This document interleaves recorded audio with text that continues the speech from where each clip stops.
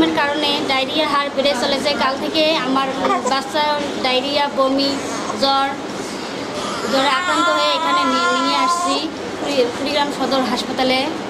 এখানে খুব গরমের কারণে থাকা যাচ্ছে না, পাখা দিয়ে বাতাস করতেছি। কুড়িগ্রামে প্রচণ্ড তাপমাত্রা বাড়ার কারণে অনেক পুরুষ এবং মহিলা অসুস্থতায় ভুগতেছে। আমি গতকাল থেকে খুব অসুস্থতায় ভুগতেছি। এখানে ডাক্তার আমার চিকিৎসা চলছে, আমার চিকিৎসা করতেছে। 3 দিন ধরে অসুস্থ, গরমের কারণে ডায়রিয়া হয়েছিল, কিন্তু এখন এই সদর হাসপাতালে এসে একটু হলেও সুস্থ আছে। এখন যে রোদের অবস্থা, আগে কাজ করতাম 500-600 টাকা, 700 টাকাও করতাম, এখন 150-200 টাকা করতেই যে তাপ ব্যাপার হয়ে যাচ্ছে ভাই। এখন একদম যাত্রী কমে গেছে, আমাদের তো খুব কষ্টের মধ্যে দিন পথ যাচ্ছে। গরম খুব বেশি, আমরা চলতে পারতেছি না, কোনো কাজকর্ম করতে পারতেছি না গরমের কারণে।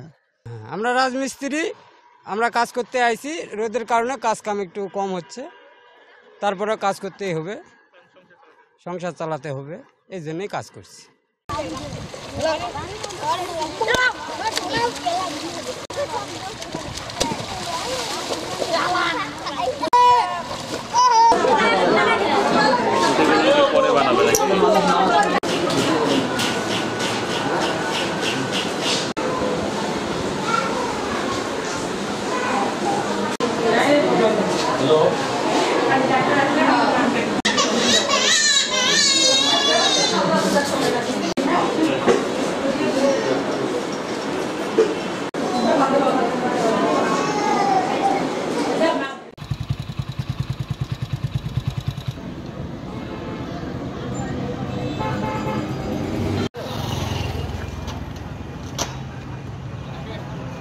হ্যাঁ, সারা বাংলাদেশের মতো কুড়িগ্রামেরও এখন হচ্ছে যে হিট ওয়েভ চলতেছে।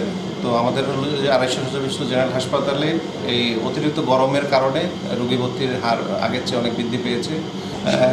কুড়িগ্রাম সদর হাসপাতাল যেহেতু কুড়িগ্রামে একটি সেকেন্ডারি রেফারেল সেন্টার, এখানে শ্বাসকষ্ট, স্ট্রোক, অতিরিক্ত গরমের কারণে উচ্চ রক্তচাপ, বিশেষ ক্ষেত্রে কিছু ডায়রিয়ার পেশেন্ট আগের চেয়ে একটু বেশি ভর্তি হচ্ছে, এবং আমাদের এখানে এই ধরনের পেশেন্ট ম্যানেজমেন্টের জন্য পর্যাপ্ত ওষুধের সরবরাহ আমরা নিশ্চিত করেছি।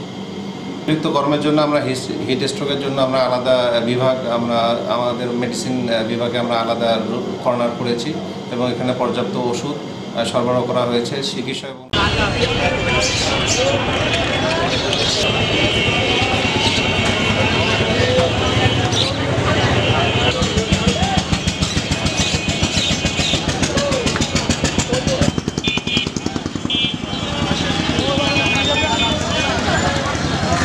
এদিকে দেখেন,